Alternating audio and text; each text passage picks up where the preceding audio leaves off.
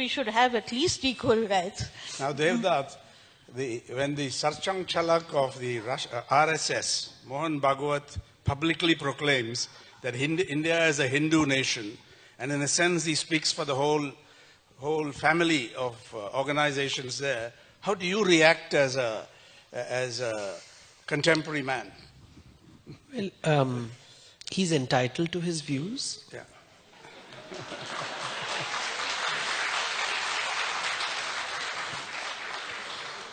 That's the divide, is it? No, and see, people are entitled to their views. I think in any fair society, people can say, even if you tell me something most absurd and ridiculous, is this absurd? I'm going to pin you down on this. Is this absurd and ridiculous? You see, because say what the Constitution says, what this man says. I thought we were having a conversation. Yes, but a conversation is also, it tries to ask searching questions. So long as you allow me to ask you searching questions. I'm only a moderator. You can ask, but I'm only a moderator. I'm trying to get this. Yeah. You see, we give people authority and we give people importance. We assume their authority and we assume their level of knowledge because it makes good newspaper reading. Yeah?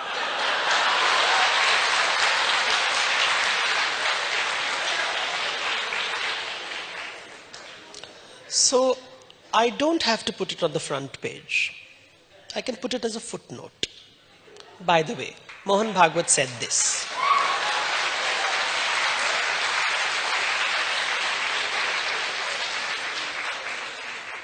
But that doesn't sell newspapers. Controversy. So you're blaming the messenger rather than the message, the vicious character of this message.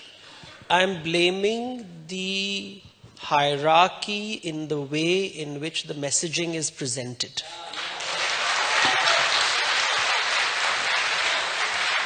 But you yet to disclose your position on what I asked you about. I'm willing to answer. Well, I'm going to ask Laila the same He's thing. entitled to his view, but it is the thing is, until 1828, the word Hinduism did not exist. It was created by the British as a category for administrative convenience. And the RSS themselves sometimes use Hinduism as a religion and sometimes as a geographical location. So if you go to Israel, whether you're Hindu or Muslim, you are called Hind. Yes. Because Hind is we are called the Hindu. No, so the Hindu can be seen at different levels. I'd like to see that there is a generosity in his language. Maybe. Okay. How do you look at the position of women? What religion, the impact of religion on what the Constitution promises, equality, gender equality, for all religions? Yeah, I think all religions. I mean, it's a no-brainer. I mean, when my mother divided her property, it was divided equally between me and my two sisters. I believe that women have equal rights. I also believe gay people and lesbian people have equal rights, but the very same constitution denies them that.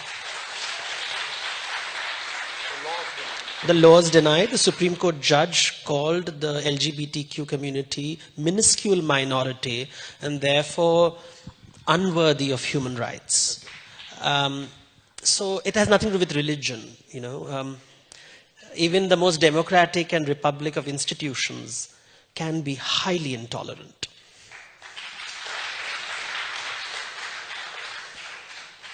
So, the question is this, I mean, this is how I'd formulate it.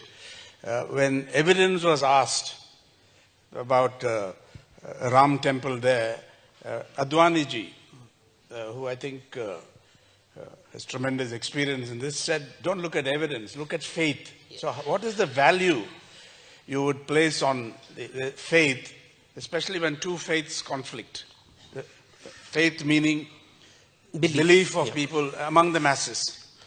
Faith is important for many people. When you have nothing going for you, it is faith that sustains you. So As that, against evidence. well, you don't get evidence for everything. Many children don't really know who their parents are. We assume that our parents are telling us the truth.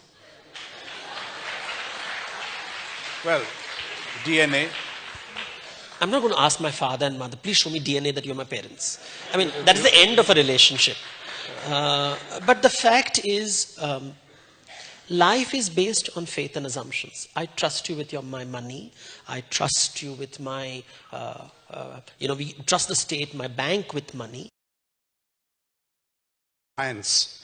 Now, you saw that during the last Science Congress, you had all kinds of bizarre presentations and papers presented. I remember one gave a very detailed description of aircraft 2,000 years ago and so on.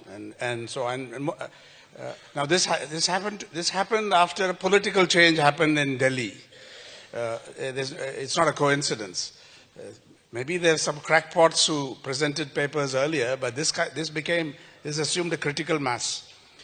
To the extent that Venki Ramakrishnan recently went on record to say, I'm not going to the circus, the Indian Science Congress, which has a very venerable past and pedigree.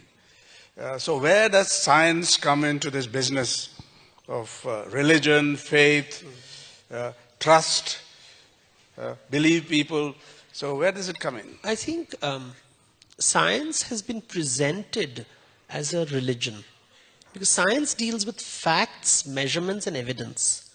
It doesn't deal with truth. Truth is a religious word. Whose truth? Which truth? Truth according to which religion? Exactly. That's mythology. Welcome.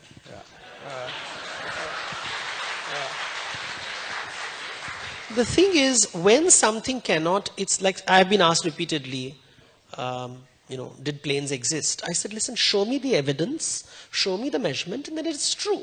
I'm not dismissing it. Maybe it is a possibility. Is it? If I dismiss it, I will create violence. That is respect. Somebody wants to believe in something fabulous and fantastic. Allow him.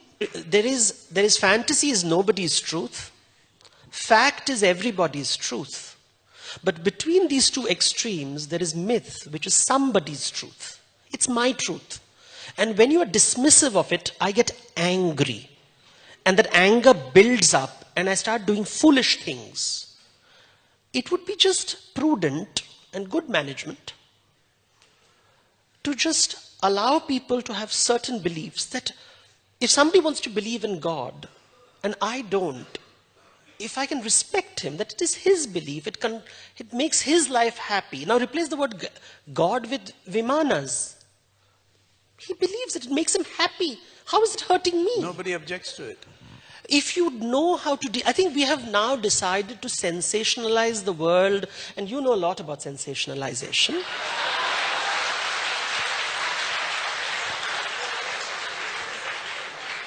Binaries, because you cannot have an argument without a binary. But the moment you allow the world to be fluid and fuzzy, and you allow negotiations and conversations, however absurd a person is sounding. You're a very patient man. Well, I was told that if you have faith, you have patience. And I think a country like ours, when nothing works, most of the times, and you have to deal with delayed flights, delayed trains, no water in your tap, potholes, you have to be patient.